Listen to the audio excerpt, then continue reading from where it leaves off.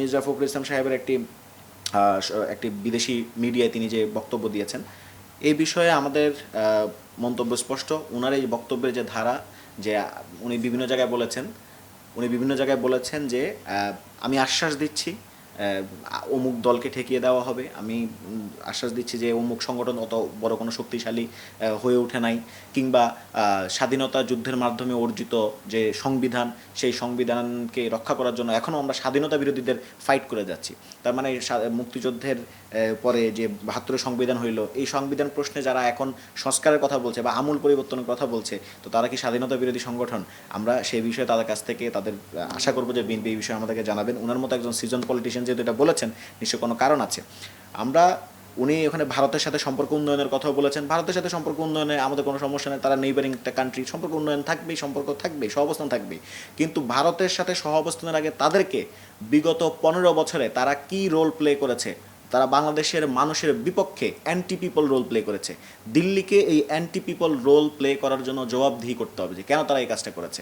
বিগত যে ইলেকশনগুলো হয়েছে, 3টে ইলেকশনে তারাও এখানে জড়িত। তারা এই সরকারকে, বিগত যে সরকারটা ছিল সেই সরকারটাকে তারা সমর্থন দিয়েছে।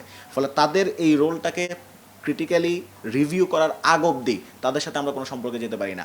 যারা গণহত্যাকারী একজন ব্যক্তি খুনি হাসিনাকে হোস্ট করছে, তাদের সাথে সম্পর্ক উন্নয়ন করার আগে তাদের প্রথম দায়িত্ব, কর্তব্য হচ্ছে ওই হাসিনাকে বাংলাদেশে ফেরত দেওয়া। এনসিপি একটা শক্তি বিধায় আমরা যখন ৭২-এর সংবিধান প্রশ্নে আমাদের জোর পদক্ষেপ জানাচ্ছি, বাংলাদেশের অসংখ্য মানুষ আমাদের পেছনে এসে দাঁড়িয়েছে।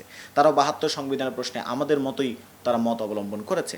ফলে এনসিপিকেই ঠেকানোর জন্যই এখন বাকি সব বন্দোবস্ত শুরু হয়ে গেছে। গণহত্যাকারী সংগঠনটা যাদেরকে মনে করে যে এরাই তাদের এক প্রধানতম শত্রু, মনে করতে হবে বাংলাদেশের রাজনীতিতে তারাই সবচেয়ে বেশি বর্তমানে প্রাসঙ্গিক অবস্থানে আছে। বিভিন্ন সুশীল সমাজ এসে আমাদেরকে বলতে চান যে আওয়ামী লীগকে নির্বাচনে অংশগ্রহণ না করালে, না নিয়ে আসলে, তাহলে সেই নির্বাচন নাকি ইনক্লুসিভ হবে না। ইতিপূর্বে ডাকসু নির্বাচনে আমরা দেখেছি প্রায় ৮০% মানুষ, যেখানে ছাত্রলীগের কোনো প্যানেল ছিল না, তাও এখানে ভোটে অংশগ্রহণ করেছে। ফলে ইনক্লুসিভ ইলেকশনের জন্য আওয়ামী লীগ কোনো শর্ত না। আর যারা ইনক্লুসিভ ইলেকশনের জন্য আওয়ামী লীগের পক্ষে এখন বিভিন্নভাবে তাবেদারি করার চেষ্টা করছে, তাদের উদ্দেশ্য স্পষ্ট, এবং আমরা তাদেরকে বলতে চাই, আওয়ামী লীগকে যদি আপনি আবার বাংলাদেশের রাজনীতি প্রাসঙ্গিক করার চেষ্টা করেন, তাহলে তারা এখন যেরকম ডিম ছুঁড়ে মেরেছে, তারা আবারও জুলাইয়ের মতো করে তারা গণহত্যা করবে। এখন বাংলাদেশের স্টুডেন্টদেরকে যদি আপনি গণহত্যার মুখোমুখি করতে চান, তাহলে আপনি আওয়ামী লীগকে বাংলাদেশের রাজনীতি প্রাসঙ্গিক করে তুলতে পারেন।